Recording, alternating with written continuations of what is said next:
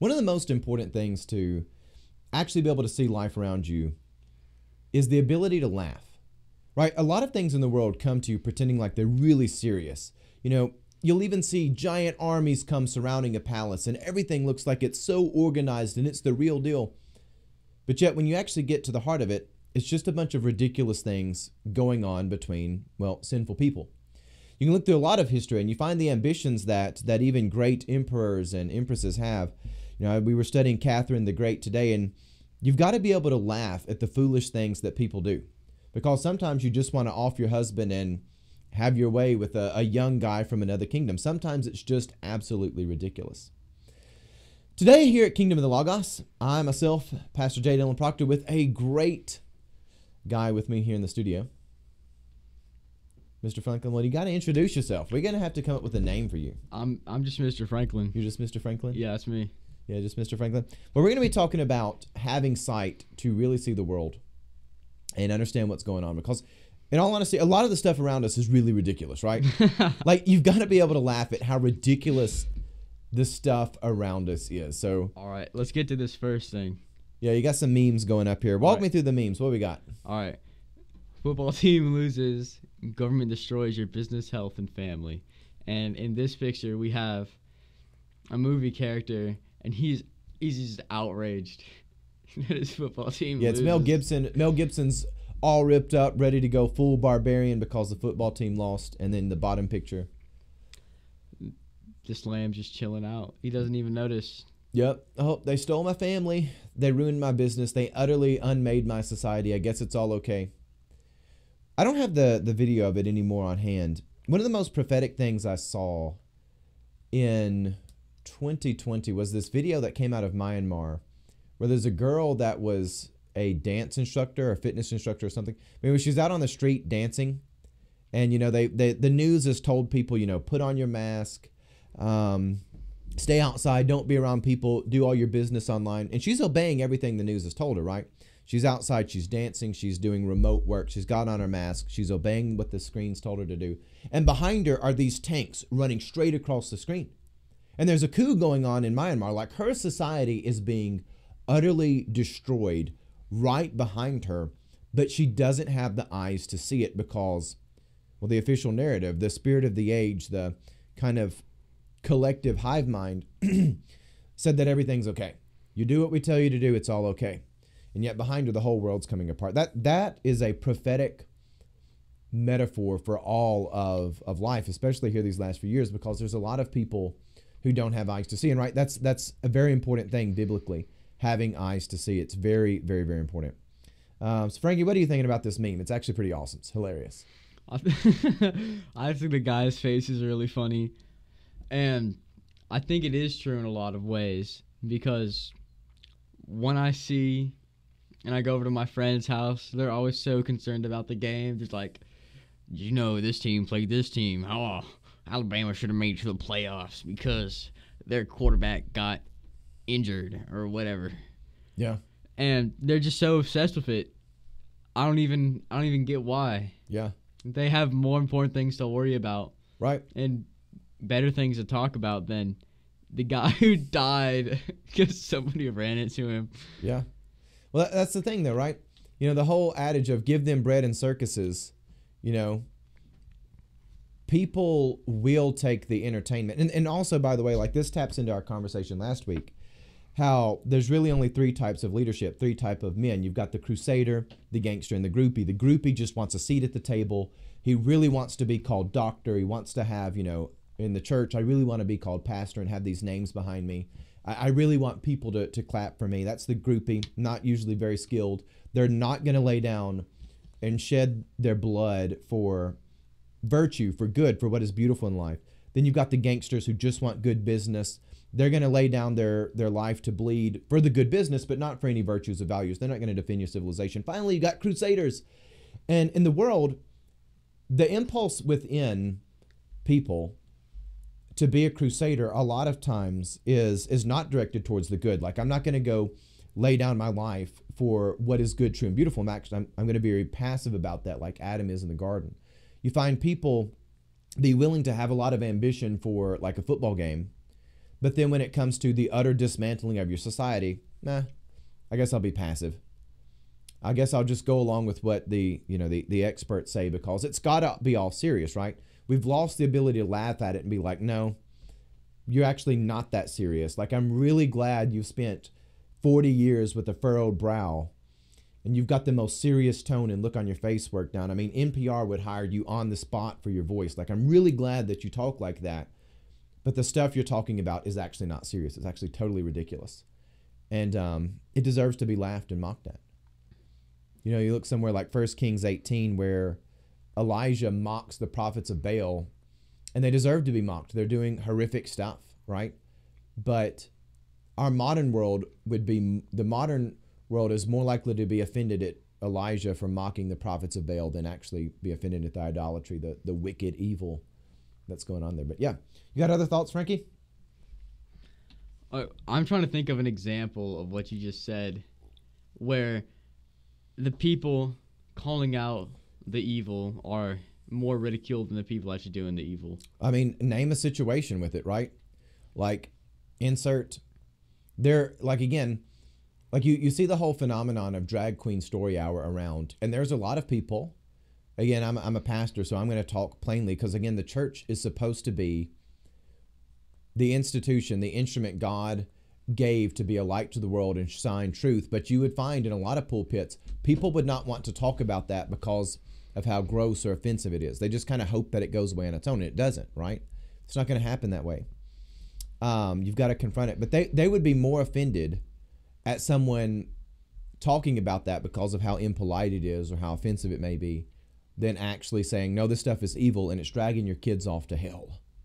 Like, you better get yourself to confront it. I think one of the worst lies that we've bought into, and I know I say this all the time, we've bought into this lie that you pick and choose your battles. No, you don't. You pick and choose how you respond, but the battles are set larger than you. You live on earth for a time such as this. The battles are already chosen by forces outside yourself. You pick and choose how you're going to respond. And if you don't respond well, they're going to take over. But I mean, you can pick that. You can really pick just about any situation. Again, like when you look at how America is founded, prepositions are very important, right? Like, the mouse can go around the tree, up the tree.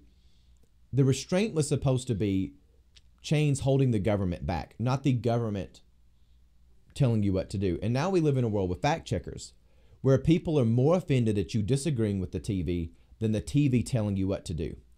They're more offended at you criticizing a politician.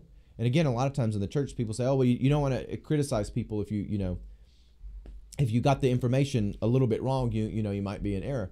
But you can't have our society without the ability to criticize public figures, which is a separate thing than even criticizing them personally, though of course there's overlap there.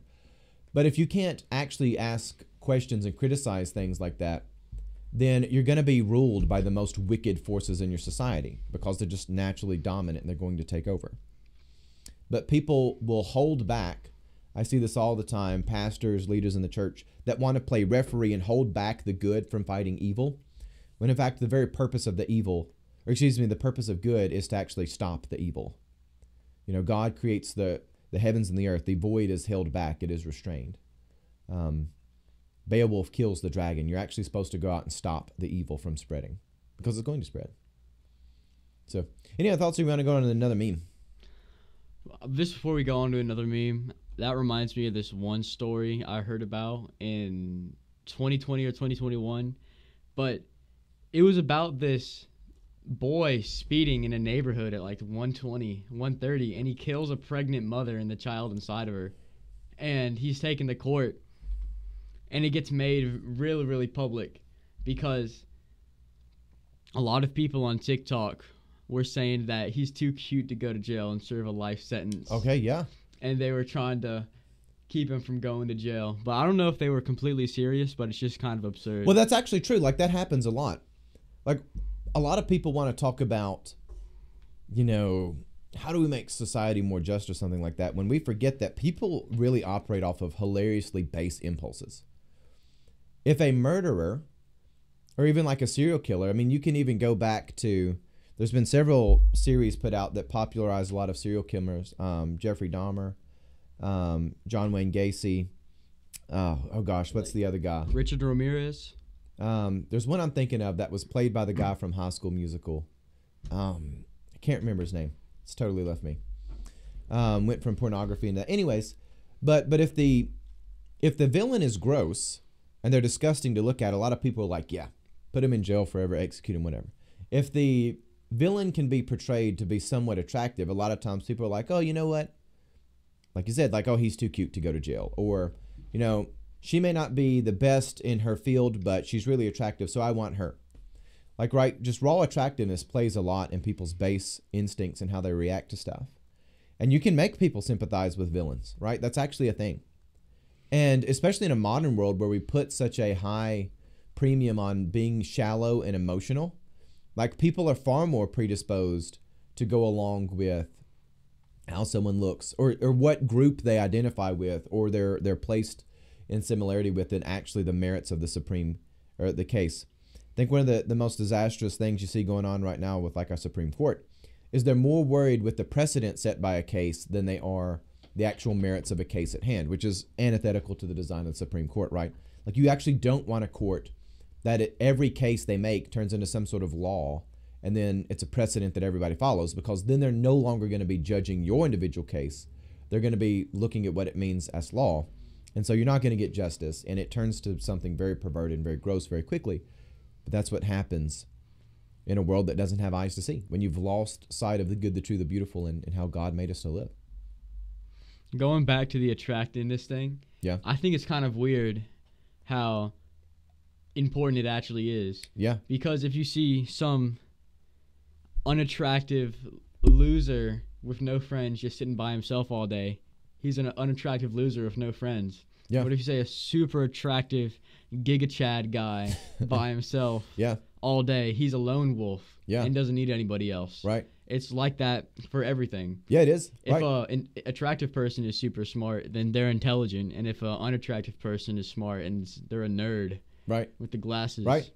But what's crazy about that is I've lived long enough as a pastor to realize this is a thing and it's a reality. And it's actually not that bad of a thing, because I've lived long enough to see that how attractive you are actually has a lot to do with how you organize your personality. You'd be surprised how much somebody can make themselves appear much more attractive with how they dress themselves, how they carry themselves. Like the confidence you have, the quality of your soul is actually quite evident on your face. Like the actual, you know, there's a whole study and field of like micro expressions, and you can actually like tell when people are being sincere and insincere a lot beyond that, but not to go down that path. But there's actually a lot of elements of people's life that's worn in their posture. And so you might tell yourself, well, you know, I'm not gifted with being the most handsome dude out there, or maybe I'm not the girl that looks like a model by myself, but you can actually make yourself very attractive and still have that impression on people by actually organizing your life very well. Like, good character actually touches everything around you, like being organized, having good posture. These things go a long way. Someone who's confident wears their face quite differently than someone who lacks confidence. Like, you see people who are depressed, their shoulders are down, they generally look, you know, their eyes are looking down. They have a lot of things that are rather unattractive just about their demeanor. But you can actually overcome a lot of that. And we communicate so much non-verbally. Having honor in who God made you goes further than just the raw talents that you were given at birth. And we have been so shy about teaching what is good, true, and beautiful that we've lost that, and we just want to reject all standards of beauty. No, the standards of beauty are real. They're aspirational. Nobody looks like David, the statue. Nobody looks like Moses, you know, the Michelangelo statues. Nobody has that perfect form, or generally people do not. But you can aspire towards it, and when you actually pick yourself up with aspirations, it changes you, like, overall. We've got to have aspirations again. You can become the Giga Chad. You can become the Giga Chad. You're over there laughing at that, Frankie. You can become the Giga Chad, and you need to. It's just super funny how you know who that actually is. I do know who the Giga Chad is. I know. I'm aware of the memes. Oh my! You're like 31. I'm 31. You're not allowed to know about that. I know. You know, I remember being your age, and I was kind of under the idea that if you were like 50 or older, like, you couldn't even see like a Game Boy screen. If somebody were to like turn on a TV with the PlayStation hooked up to it, you just saw black. Like your brain couldn't even process the stuff. I think you're kind of on a train of thought that like nobody that's 31 can even see the memes. You just hold up the phone, it's just a black, abyss square. Like you can't process it. But no, I know who Giga Chad is. All right, we're going to the next meme pretty soon. Be a Giga Chad. All right, here we go. For God. Well, it's not even a meme. It's a tweet that he picked out. What does dignity mean in this sentence? Yeah. No. So this is one that was sent to me. I'm not done reading the thing. Yeah. The main content is not the dignity, but the after. Sex work is work. All work should be dignified. The lack of dignity in sex work is not inherent because sex work is bad. The product of a system that lacks dignity. Systems are challengeable. Let's change the system. Changeable. Okay. So the reason why I thought this meme was so interesting, the modern church has really lost her way. Like really, really lost her way. Like we've bought into the idea that systems, like when we talk about justice, it's all about systems of the world and who has this income and who has this, voice in society. And we forgot that real justice actually has to do with good and evil, sin and holiness, beauty and ugliness. We forgot that it draws along the lines of light and dark, not along the lines of how much wealth do you have in society. Like Scripture has been telling you all along, having wealth is going to rot you out actually if you love it and serve that. If you aspire to have like some sort of material prominence, Proverbs says this a lot of times in different ways, like don't go and beg to be high next to the king. Like you think that you want that voice and that'll make you special, it won't. And so much of our society is built around daddy issues where people are looking for that affirmation and they think that if I can just get all the stuff in the world, it'll make me happy. No, it won't. You can equalize all the voices, all the prosperity in the sense of how much money you have, and everybody can go to bed miserable at night and end up in hell at the end of their life because that actually isn't where happiness is born. I had this quote here about how, sex work is not inherently bad. It's because there's systems in the world that don't dignify women who do sex work. And I was wondering to myself, how would most modern Christians or modern pastors or like a university president respond to this? They've been trained to think along the systems. They would want to say that prostitution is bad while affirming that we must change the systems. Guess what? Life has nothing to do with systems in the end. It has very little to do with that. Sin is sin and has always been the same across cultures. And if you actually are a real student of history, you'll find out whether it's the Qin dynasty in China creating a bureaucracy to circumvent their aristocrats. In Russia, you've got the emperor versus the boyars. You've got Prince John with his bailiffs and sheriffs around the 1200s. Regardless of radically different cultures, as we say, the same exact evils happen time and time again. Human nature is actually rather constant. And we have a problem in the modern world of saying that things are inherently bad. And I think most of the church would fail at actually arguing against prostitution because they wouldn't be able to say sex work is inherently bad. Prostitution is inherently bad. We don't even understand what dignity is. That's why, Aaron McIntyre has the quote up there. What does dignity mean in this sentence? It means nothing because the modern world doesn't know what dignity means. It's one of those kind of sounds like a virtue. It was at one time tethered to something beautiful, so we kind of throw it around. And there's a lot of people who take the bait of it, but dignity means nothing in this sentence. Sex work is not inherently innocent. It is inherently sinful. It's corrupting. It'll ruin a woman's ability to be married and have children and have a healthy, loving relationship with her husband. It'll ruin the men that are involved in that and their families and their potential to have families. It'll ruin people for generations. It actually is inherently destructive. It's not the fault of the systems that made it bad. It is inherently destructive. And we've lost the ability to say that anymore. And I'm even more frustrated than me with the guy putting out this, which is, it's a very, stupid thing to say, but are the people who would try to argue against it while affirming his premise, that saying, oh no, we do have to change all the systems and the structures. If we could just go to those women who are hurting and bring them to a counselor, they need, a certified counselor who speaks with his peer-reviewed studies and, go back to the cussing abyss beneath all worlds. What they actually need is the light. They need the blood of Christ. They need hope. It's a battle of good and evil. You don't need a counselor. You need someone to bring you the gospel. Okay. Mr. Franklin. Back then, a couple of words ago, you said... A couple of words ago. A lot of words, actually. But you said something about happiness. And dignifying work. And Yeah. I actually find that I'm not happy unless I'm working at something really hard. Yeah. I'm not happy if I'm sitting around and watching TV and YouTube. I'm just kind of a shell of a person like that. Mm-hmm. The only time I'm really, really happy is like when I take an ice bath, like I Yeah. did this morning. Yeah, because you're a Giga Chad over there. Yeah, pretty much. Giga Chads take ice baths. Well, it's not just the ice bath. It's pursuing something actively challenging that's fun. Right. Yeah, right. Because it's what gives you meaning. Right. This is why I love the King James Bible. Of course, I like Ecclesiastes 3:10, how it puts in there, I have seen the travail. But when you look at the overall translation, you'll find the same in like the Geneva Bible, the Wycliffe Bible, all the older translations into English. They incorporate hardship into their choice of words. And the Holy Scriptures are meant to remind you about hardship. You know, this is something in like Sirach chapter 7, like don't despise farm work. God made farm work for you. And men mature by overcoming hardship, right? You look at the garden when Adam and Eve are cast out, you know, Adam is put at toil with the land. Well, there's actually a lot of meaning in toiling with the land. There's a strange connection that happens there. But the modern world has a setup to live in the matrix, you know, watch TV. You're not really living when you watch TV. Like the whole design of modern society is to kill what makes a man, Or what makes happiness happiness. what makes happiness happiness, right? The price of happiness is not happy, right? You actually need to learn to bleed. If you want to know real joy, you're going to have to do things that are worthy of sorrow. You look at how God comes to people in the Old Testament.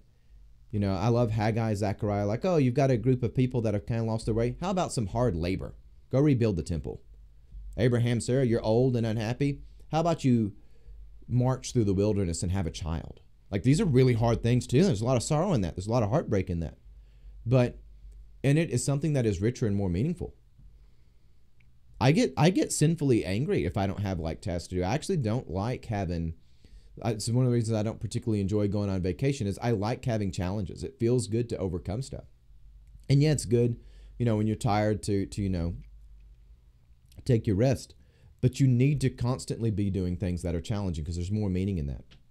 And people used to do this all the time, right? You work in an agricultural society. Every day you're laboring difficultly, and then you also see the rewards immediately. You're connected to the cause and effect relationships of the world. Like it's very important. So yeah, you're right on, Frankie. All right, we're going to the next meme now. I think it's What we got? least masculine society in human history decides masculinity is a growing threat, Yeah, even though it's Bee. diminishing. Yes. Yep. The Babylon Bee has nailed it. You got the vape pen, the man bun. The little elf bars. Oh, I didn't see that. Yeah. You don't know what elf bars are? No. They're like square vapes. They're vapes that fit in your pocket and they're square. And they have a little tube coming out that you suck on. Okay. Yes, I guess I am illiterate on the classification of vapes. Yeah, our society, it hates masculinity. And it's one of the things which is really funny, right?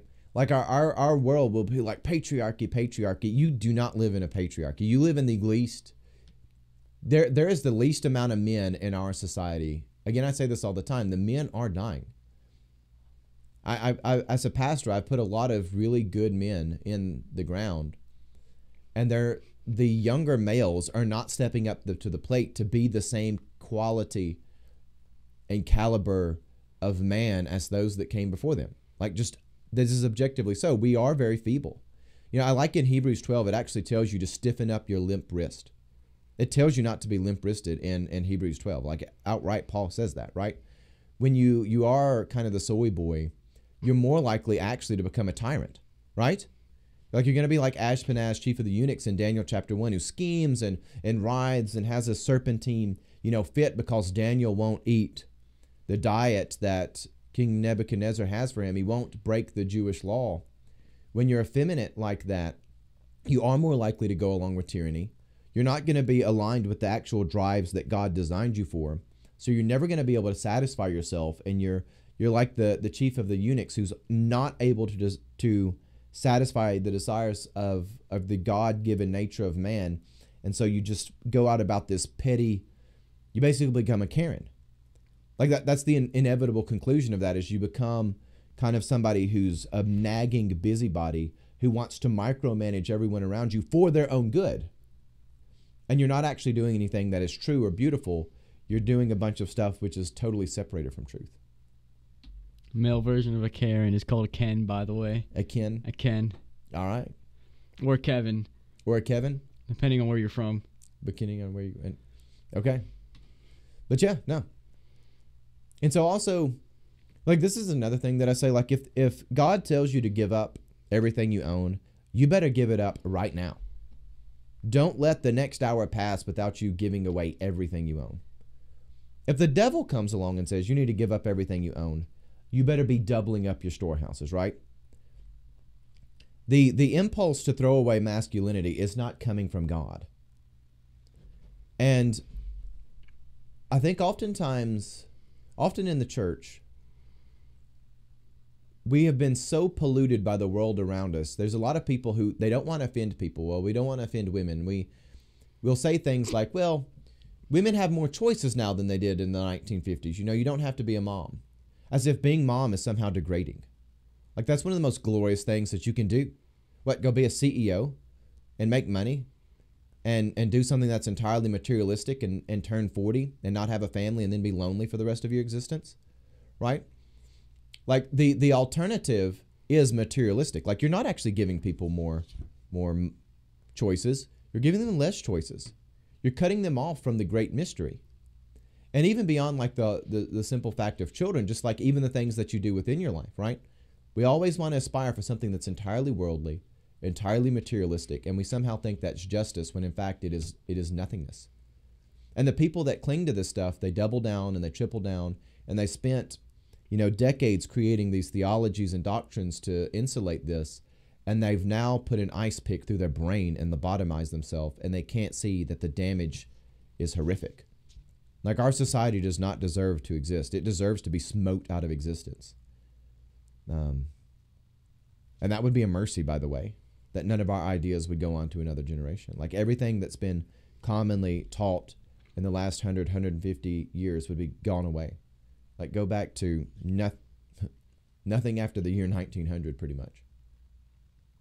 Going back to that meme, I actually see it a lot in littler kids. Yeah. Because there are no male role models for them to look up to. Right. And so they're looking up to the boss girl boss female role models. Yeah. And they're being like them because that's the content they're consuming. Right. They're consuming, like, don't go to the gym and work out and don't be strong. Right. You want to be a house husband and have your wife go out to work. Yeah. You want to be... Which is funny because those traits are fine as long as they're placed on a woman, right? The masculine traits are fine as long as they're on a woman, and the feminine traits are fine too as long as they're placed on a man. I don't really have much more to say. That's pretty much as base as it can get. Yeah. That's how the world is. The church even has acquiesced to this. And it really worries me because I think there are people who are conscious that they did this in the church, but I think even more disturbing is there's a lot of people who aren't. Right, that's 1 Timothy 1. There are people who teach things, they don't understand what they're teaching. They desire to be teachers of the law, but they don't even have a clue what the conclusion of their words is. They don't have a clue what that is. It's also 1 Timothy 4. They sat down and they gave an ear to things that were correcting. These are the doctrines of demons. They weren't sincere. They weren't true. But they entertained things that weren't serious as if they were serious, and now they've seared their conscience. Nothing in that indicates that you actually, like, you can be deceived. It's kind of the point that I'm getting here. You can be deceived. And people have been deceived and they don't want to walk away from it. And then the deception is put up as a virtue. It is put up as a virtue, right? Put up as a virtue, right? And anyone who disagrees with it, you feel that you're being better than that person, which makes you cling to that ideology more. Yeah. Oh, I was just agreeing with you. Going on you. It's your turn to talk now, Dylan. Oh, Well, I'm just over here excited agreeing with you, man, because that's it. Right, that's the same conversation we were having earlier. People are more offended by Elijah mocking the prophets of Baal than the heinous, wicked, murderous idolatry of the false priests. Like, we forget that, like, worshiping Moloch, Asherah, Baal, which you do see in the Old Testament, this is demon worship, folks. They sacrifice kids to it. They do all sort of grotesque, monstrous, just utterly demonic stuff. And people are more offended by you talking about the demons being bad than the demons, being fed children whole. A lot of people, when they watch this, if anybody sees this at all, will be like, how do we know that demons actually exist? And I don't really know. I haven't seen one. But what makes me think they're real, black metal bands, right, Dylan? You know what black metal is? We're getting close to the edge of my knowledge here, maybe. I don't know. Give me an example of one. Black metal is very demonic metal. Okay. And every so often, a black metal band will kill or sacrifice one of their band members. Okay. Yeah, I did not know this was a thing. They'll have names like Belphegor, or it's like other demonic names. Is Belphegor a demon? Do you know of? I do not know that name. I think it is a demonic name. So it'll be the Key of Solomon, probably. Mm-hmm. Forgot where I was going. Real. I have a thought to add in there while you're thinking about that. All right. So, first of all, the demonic stuff is very obvious. Like, right, go to one of these parades that happens, the Pride religion parades. Go to the, protests that are in favor of killing babies, and you will see people convulsing, screaming, howling like they're possessed by demons. Like, it's actually quite common. Like, there's a lot of videos. There's a video I saw last year, or I guess it was 2 or 3 years ago now. A woman at the beach screaming because someone didn't have a mask on and was less than 6 feet away, and like grown men cannot subdue this little woman. This little woman who's screaming, convulsing, you see people foaming. Like, that imagery is out there. But even worse, you find people who, again, in Scripture you find the notion of demonic defined really, or taught two ways. First of all, you've got the people who are openly possessed like that. The second is actually people who give over to the doctrines of demons. That's 1 Timothy 4. And you do find a lot of people out there who teach untruths, pseudo-logon, things which appear like they're true and they're not. And that's defined as being demonic here in Scripture.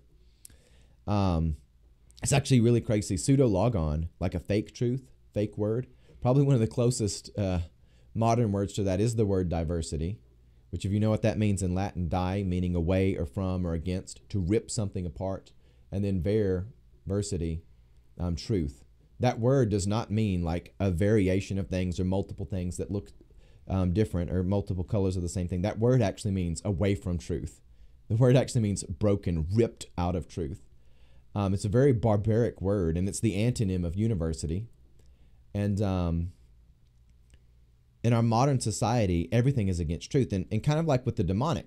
So you might bring up an example of a band that gives a sacrifice, and people would say that's preposterous, that's fringe, that's on the edge of society, that's not serious. And this is where you get into what I call the fake mustache deception. You might find a villain, or if you could imagine me coming into the church building with a big giant fake mustache. A lot of people would be like, that's on the fringe, that's not a real mustache, that's not real. And they'd be right. But then guess what? Behind the fake mustache, it's a real mustache. Just because there's something over there that's a parody of itself doesn't mean the real thing's not real. And evil oftentimes covers up itself by sitting a mockery, ridiculous, extreme version of itself out in the public. And it'll give people something to point out and be like, oh, well, those are just crazy bands on the edge. That's not on mainstream. When in fact, actually, every time your newscast gets on air and they repeat things that are insincere, or like they might say, like killing a child is healthcare, they might get on the air and say, this is a moral good to permanently mutilate children. Those things are demonic. Every time you hear people in the church that'll even agree with this stuff. They'll set up children to be molested and abused that way. These things are demonic. I was talking about some of that stuff at school when I still went to school, and I forgot who I was You talking. still go to school now. I still go to school, but not real school. He's offended. Not traditional school, not boring school. But I was talking with someone about the deceptions in the world, and they were like, bruh, that's the kind of stuff that's in movies. That can't be true. That can't be true. That's in movies. Deception. This is real life. Fake mustache deception. That is what I'm talking about. And they make it seem so absurd and fake that would actually be in real life. And let me give you an example. Back in the 70s or something, when the CIA was first coming out, the CIA instructed Hollywood to make a bunch of movies glorifying the CIA, making it seem like a good organization. And the FBI too. Now everybody has this false perception of the FBI and CIA, thinking that they're actually good institutions that send teenage kids out to fight crime and send secret agents out to terminate the bad guys. Yeah. When they're really the opposite. Yeah, and again, this goes to our inability to see truth. Like we only will believe something is true if I can pay the price of it being true. Like that's just too expensive for me to believe that the world is against me. And it blows my mind when people in the church are like this. Like we just got done with Ecclesiastes 6 and Ecclesiastes 5, and it tells you, do not marvel that the world is evil. James straight up says this in James' epistle, to be a friend of the world is an enemy of God. Like the world is not sincere. Like why as Christians, people would turn on the television and say, these people are moral neutral, therefore I can trust them. There's no such thing as moral neutrality. You're either advancing the things of God or you're dismantling them. Like that's actually how it is. There is no moral neutrality. And in America, it's actually very evident that this is the case. It's very evident now. You have to really cling to that magic rule that no, it's not that bad. No, it's I promise it's not that bad. But all of history and scripture has warned you that it is, in fact, that bad. But again, it's too much people. It's too much for people to reckon with, and so again, they go back to the lies and the deception. Oh, pick and choose my battles. It can't be that this is wrong. That sort of plot of the giant fake mustache that the villain wears. That's in movies, when the fact is, yeah, the fake mustache was a ruse, but there was a real one behind it. That's actually there. All right, we're going on to the next meme now. Cool. Let me press the T button. As the super rich gather in Davos, online conspiracy theorists make bizarre claim that the world is run by the super rich. Yeah. That's a real headline, by the way. It's a real headline, right? So they admit that the corruption is out there, but then they still brand it as a conspiracy theory, right? And so there's a lot of things going on in this post. First of all, they're admitting everything those kooky people that we have misrepresented down the street have told you is actually true. But by the way, it's low class and stupid to acknowledge that. So if you want to talk about how bad it is that the world is ruled by these super rich, cabal of witches, then you're now low class. You're a conspiracy theorist. This is an essential thing. Like you have to brand it as being dumb, uneducated, fringe to recognize basic reality around you. Like the devil and his demons really don't hide their scheme. That's one of the things which is quite remarkable. Is a lot of times the schemes are subtle, but they're right in front of you. Like you have to let the vampire in. But the world is really good at showing up like a vampire in your door and being like, we're going to suck your blood, but only those low-class, ignorant peasants think it's bad to have your blood sucked. So we're going to come in there and we'll be all smart and educated. This is the way of the future, right? Like you don't want to be one of those backwards people. So yeah, we'll just come in and have a nice party. And people let them in. And the next thing you know, you got 2 puncture holes on the side of your neck, and they're draining you. I think this actually works so well because people want to be part of a bigger connection, like a society, a bigger group. It's on the Maslow's hierarchy of needs. Yeah. They need social connections, and by the super rich administering the correct social connections, they can just ensnare you like that. Yeah. They can make you think anything they want. They can enslave you with that ideology because you want to be part of that larger connection, and they're providing it for you. And it's super easy to be a part of it. Yeah, that ties back to the desire to be a groupie. Like a lot of men that are groupies that really just, I really, really want somebody to call me a doctor or professor or pastor. I really want them to call me reverend. I really want to have somebody applaud when they read off my list of names. That instinct sets people up for that. And by the way, it actually ties back to Genesis 1, where you find God makes mankind in his image. Man is made to be royal. It's actually made to be a king on earth. He's got, power, dominion. Raw dot's a real masculine, assertive word. It's not at all feeble. But when you separate that from God, when it becomes really broken, that urge to be royal, which again, people, the more we live in the technocratic hell that is, the internet, the more we're connected to the internet, the less we realize I actually am a prince, a king over this earth. And the more we start to think, well, I need to make it big online. I need to have all these likes. For a lot of people, I want to be in the smart crowd. I need to agree with what the smart people on the internet told me. I need to agree with what the smart experts are saying, because that'll mean I'm smart too, right? That means I'm also a very smart and wise person, when in fact, hell is just playing on the natural law, your natural desire to be royal, your natural desire to be part of the power, and you're duped. It's very sad. Just talking about wanting to be a part of the trend and the wave. I think it's just funny because when I was at school, everybody was wearing Panda Dunks, and they just blew up overnight like that. Like, literally everybody had a pair. And if somebody doesn't know what Panda Dunks are, they're just this really ugly Nike shoe. Okay. They're just black and white. And everybody's obsessing over them, along with Dunks and Jordans. And they resell for like $300. They're $300 shoes, some of these shoes. Insane. And they buy them.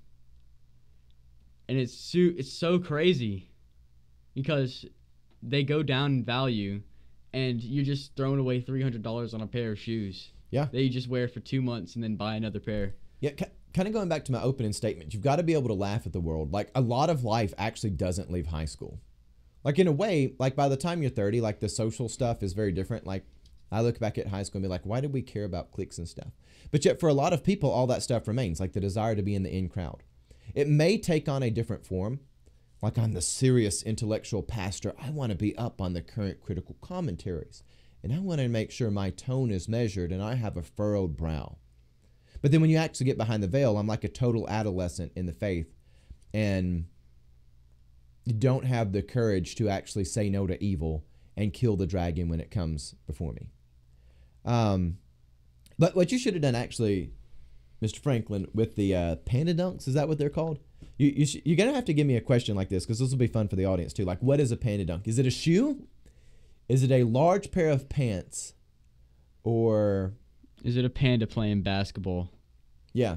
Like, you're going to have to give us some lecture. I don't know that I could have picked out what Panda Dunks were. I would have probably guessed a shoe or a type of pants. That's so funny. I don't even know what base category of clothing this is in. Well, you'll see that the Nike Dunks, they're super popular from 2020 till now, and they're kind of, I think they're kind of falling off now. Finally, in 2023, they're falling off. And everybody's just obsessing over them. Like, this shoe is what you need to have. Yeah. Everybody has a pair. Are they at least cool shoes, or are they ugly? Some of them are pretty cool. Okay. Like, I've considered buying some. But that's against the point. We're not going to talk about that right now. We're going to have to work through that now. Mm-hmm. All right. We got another meme? Or are we done? I think we're done. Are we done? No, we're done. We done. We can talk a lot about the previous memes. Well, you got anything that needs to be wrapped up there? All right, let me check. Let me check them out. Having eyes to see? I think this is all good. Yeah. Okay. I think we can finish up right here. We can finish up right here? Okay. Well, cool. Thanks for joining us out there. If you've listened to this, it's nice to have a nice based platform. Actually, no, I'm not going to say the word nice. Nice actually is the opposite of conscience. It's great. Nice comes from the French nescience, which is the antonym of conscience. We don't need to use that word. Throw it away. We don't want to have a severed conscience. We need a slogan like "Be based or get punched in the face." Be based or get punched in the face. It doesn't roll off the tongue. Doesn't fit into the cadence of fine English, but I like kind of the general message it has. We need something like that. We may take a verse out of Sirach. Sirach 7 is pretty based. All right, what you say? Well, there's a lot. We'll review Sirach 7. In fact, we'll leave that as homework for anybody listening to this. Go look up the book of Sirach, which is Apocrypha, and read verses 1 through 17. There's probably like verses. no one watching this right now. Maybe Only not. like 5 other people who might find this on Rumble. Hey, those 5 people deserve to be based and read Sirach too. With that, we'll wrap up this program and send me your thoughts, questions, and comments. I'm a real person. You can reach out to me. Send me an email at jeffdillonproctor@gmail.com if you want to. We'll have a chat. With that, God love you and have a blessed day.